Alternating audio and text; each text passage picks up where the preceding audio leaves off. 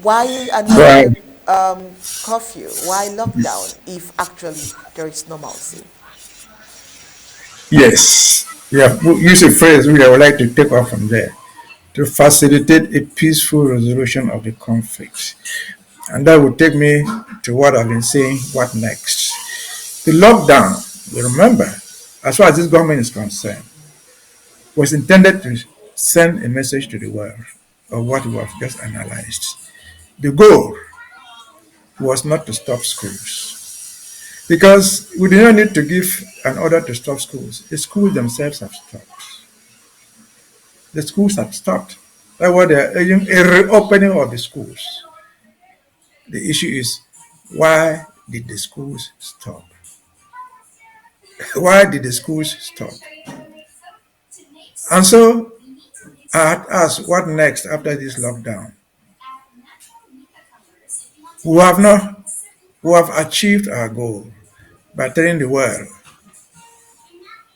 that we can defy this people. By telling Yaoundé that we are here, come and talk to us. And so going forward, beginning tomorrow,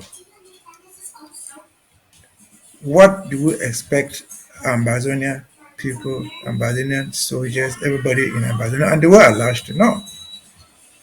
Yes, they will not lock, there is no 1 week lockdown, but the problem remains.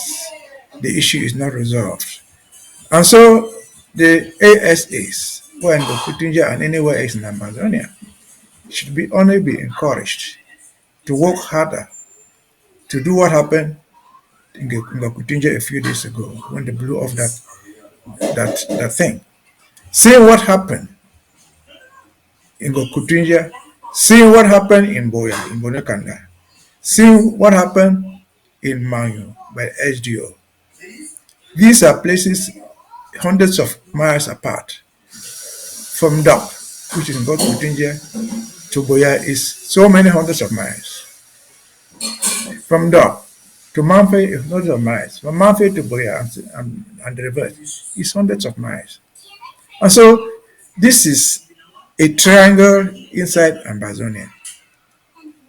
Can the Vatican ambassador, can the American ambassador, can the Archbishop, or whoever has postulated for resumption of schools say that this information coming from Yaoundé gives a school-friendly environment? No. Even if the Archbishop was standing in front of the church and was to go in and offer a mass, and he got shots, he was the very first man to run away. He throw down his cassock and jump into his room to hide. So again, for this international community that has tried to focus on education so much as if that was the priority, no.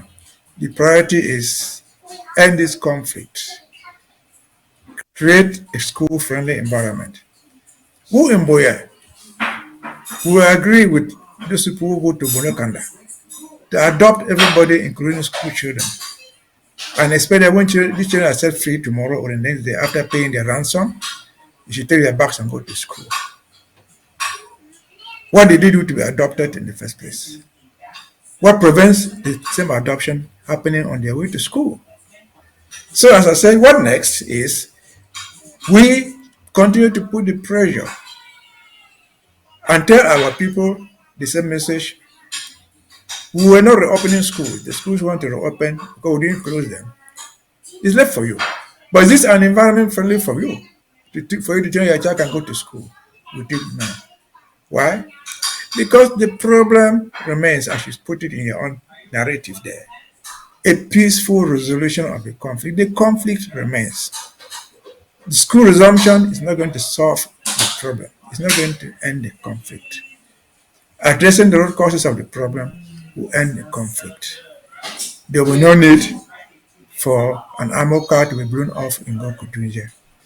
There will be no need for somebody sitting in Mangu calling himself prefect to be placing a curfew.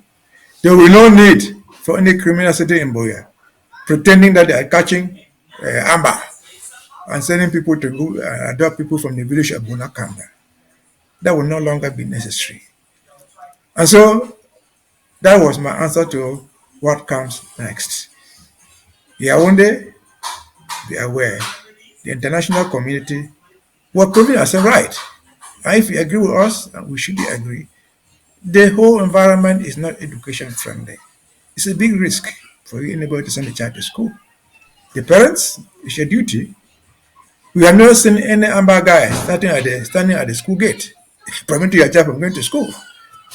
If you choose to send your child to school under this unfriendly environment, so be it.